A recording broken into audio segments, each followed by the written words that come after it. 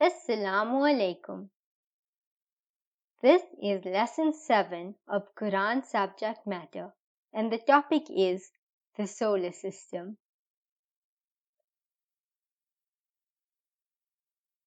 In this lesson, we will learn about the various celestial bodies in our solar system. The Sun. It is recognized as a star and is about 150 million kilometers from the Earth. Its diameter is about 1,384,000 kilometers, that is, a little more than 100 times that of the Earth. The gases in the Sun, mainly hydrogen and helium, are compressed because of the enormous pressures to a density 14 times that of lead. Under so much pressure, the hydrogen is transformed into helium in thermonuclear reactions that release massive amounts of energy. The term thermonuclear means very high temperatures that result when the central parts of the atoms are joined together. The energy passes through a thick layer of hot gases that blankets the inner core, and it eventually reaches the Sun's surface where it is radiated into space as heat and light. Let us refer to Surah Yunus, chapter 10, verse 5. It is He, Allah, who has made the sun to be a shining glory. In the above verse, the Arabic term diya has been used as opposed to the word nur. The word diya implies that the light of the sun is extremely strong and subsists by itself.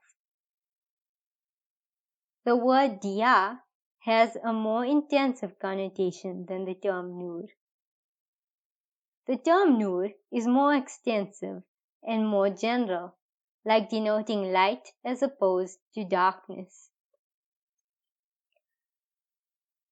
Temperatures in the core of the sun reach 15 million degrees centigrade or Celsius. Its surface temperature is about 5,500 degrees centigrade. It takes the light of the sun about 500 seconds to reach the earth, as it travels at a speed of over 186,000 miles per second. The sun travels through space at a speed of about 240 kilometers per second, and it moves horizontally in space. Let us refer to Surah Yasin, chapter 36, verse 38. And the sun runs her course for a period determined for her. That is the decree of the exalted in might, the all-knowing. In the above verse, the term tajri implies that the sun moves horizontally. Only recently has the scientific community discovered that the sun moves in space. Mercury. This is the nearest planet in proximity to the sun. It takes 88 days for Mercury to make one revolution of the sun. In other words, 88 days of earthly reckoning make up one mercurial year. It does not spin on its own axis. Hence, one side is extremely hot while the other is very cold. The possibility of life on Mercury is very slim, or none at all. Venus. This planet is shrouded by clouds and it rains sulfuric acid. Carbon dioxide is trapped in its atmosphere, so the heat is intense. Mars. This planet has little oxygen and it cannot be enriched with oxygen. Here too, life does not seem to be possible. It has 2 moons. One of these moons has no mountains, so it wobbles. Imagine what would happen if the Earth had no mountains. Scientists are doing research on Mars. Asteroids. These are made up of small and very huge rock-like formations. There are millions of them out there in space. Jupiter. It is very gaseous, hot, and is the largest known planet. This planet, together with Saturn, Uranus, and Neptune, are known as the giant planets. The American spaceship Voyager 1 was almost destroyed when it was passing Jupiter. It has a very strong magnetic field, and a good percentage of ammonia and chlorine can be found to exist there. This planet has 17 moons. Here, 10 hours make up the entire day. Only recently did the scientists discover a thin ring around Jupiter. Saturn. This is an extremely beautiful planet, and its composition is similar to Jupiter's. However, it is a very dangerous planet, and it has rings made by ice. Uranus. This is a very gaseous planet with a few rings. The rotation of this planet is different, which led scientists to believe there is another planet. Neptune. This is one of the giant planets with the same composition as Uranus and is far away.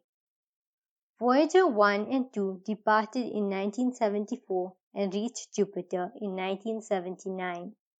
In 1984, it reached Saturn. They have reached Uranus and Neptune and are now going to explore interstellar space. Pluto. Recently, Pluto has been stripped of its status as being a planet. It is known as a dwarf planet. There are many other dwarf planets just like Pluto in the vicinity, called the Kuiper Belt. From this dwarf planet, the sun would look like a star. The Moon. Its diameter is about 3,456 kilometers, about 1/4 of the Earth's diameter. It is about 384,000 kilometers from the Earth. Like the other planets, it reflects the light of the sun at night. Earth. Our Earth is a beautiful planet. It has blue sky, water, herbage, trees, oxygen, life, etc. With the exception of Mars, the sky appears black from the other planets because of the nitrogen in the skies. The Sun is about 150 million kilometers from the Earth, the right distance for life to thrive on Earth. Let us refer to Surah Baqarah, chapter 2, verse 36. We said, "Get you down, all with enmity between yourselves. On earth will be your dwelling place and a means of livelihood for a while."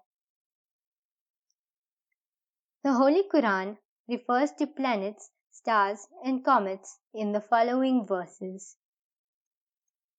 In Surah An'am, chapter 6, verse 76, Surah Yusuf, chapter 12, verse 4, and Surah Safat, chapter 37, verse 6. The Quran refers to planets. In Surah Nahl, chapter 16, verse 16, Surah Safat, chapter 37, verse 88, and Surah Najm, chapter 53, verse 1, stars are referred to. While in Surah Jinn, chapter 72, verse 8, comets are referred to. All praise and thanks belong to Allah subhanahu wa ta'ala, for nothing in existence could have come into existence without His existence.